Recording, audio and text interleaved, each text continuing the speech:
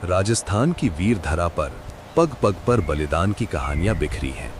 यहाँ हर गांव की सीमा पर एक रक्षक बैठा है जिसे दुनिया लोक देवता कहती है, पर राजस्थान के लोग उन्हें बड़े लाड़ और सम्मान से मामा जी पुकारते हैं।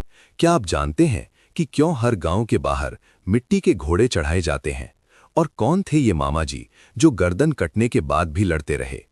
आज द लेजेंड टॉक्स पर हम खोलेंगे इतिहास का वो पन्ना जो त्याग और शौर्य की मिसाल है। लोक कथाओं और इतिहास के अनुसार मामा जी कोई काल्पनिक पात्र नहीं, बल्कि इतिहास के वे जीवित महापुरुष थे जिन्होंने धर्म और समाज की रक्षा के लिए अपना सर्वस्व न्यौछावर कर दिया। इन्हें क्षेत्रपाल या खेतरपाल भी कहा जाता है, जिसका अर्थ है खेत या जमीन का रक्षक।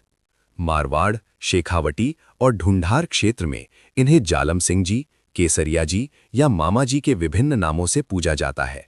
अक्सर ये वे योद्धा थे जो अपनी बहन या भांजियों की रक्षा करते हुए या गांव की गायों को लुटेरों से छुड़ाते हुए वीर गति को प्राप्त हुए।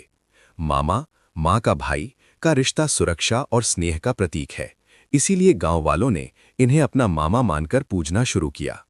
एक प्रचलित कथा के अनुसार सदियों पहले जब आक्रांताओं और लुटेरों ने गांवों पर हमला कर गायों को ले जाने की कोशिश की, तब ये वीर अकेले ही उनसे भिड़ गए।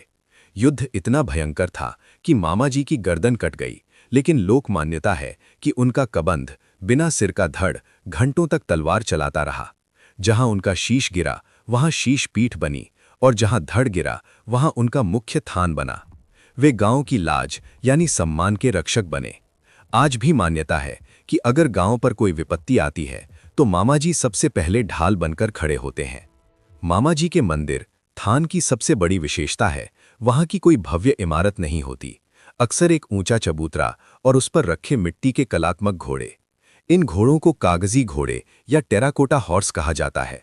भक्त अपनी मन्नत पूरी होने पर मामा जी को घोड़े भेंट करते हैं, लेकिन इसके पीछे एक गहरा विश्वास है। ग्रामीण बताते हैं कि रात के सन्नाटे में जब गांव सो जाता है तब घोड़ों के हिनहिनाने और टापों की आवाज सुनाई देती है। लोग मानते हैं कि मामा जी इन्हीं मिट्टी के घोड़ों में प्राण फूंककर अदृश्य रूप में गांव की सीमाओं पर पहरा देते हैं। आज के आधुनिक युग में भी राजस्थान का किसान अपनी फसल काटने से पहले या घर में कोई भी शुभ कार्य करने से पहले मामा जी का आशीर्वाद लेना नहीं भूलता। ये केवल अंधविश्वास नहीं, बल्कि उस रक्षक के प्रति कृतज्ञता है जिसने सदियों पहले हमारे पूर्वजों की रक्षा के लिए अपना रक्त बहाया था। तो अगली बार जब आप राजस्थान के किसी गांव से गुजरें और खेजड़ी के नीचे मिट्टी के घोड़े देखें, तो समझ जाइएगा कि आप एक महाबली के पहरे में हैं। अगर आपको मामा जी का ये इतिहास पसंद आया तो इस वीडियो को लाइक करें और कमेंट में जय मामा जी जरूर लिखें। ऐसी ही और ऐतिहासिक कहानियों के लिए सब्सक्राइब करें द लेजेंड टॉक्स।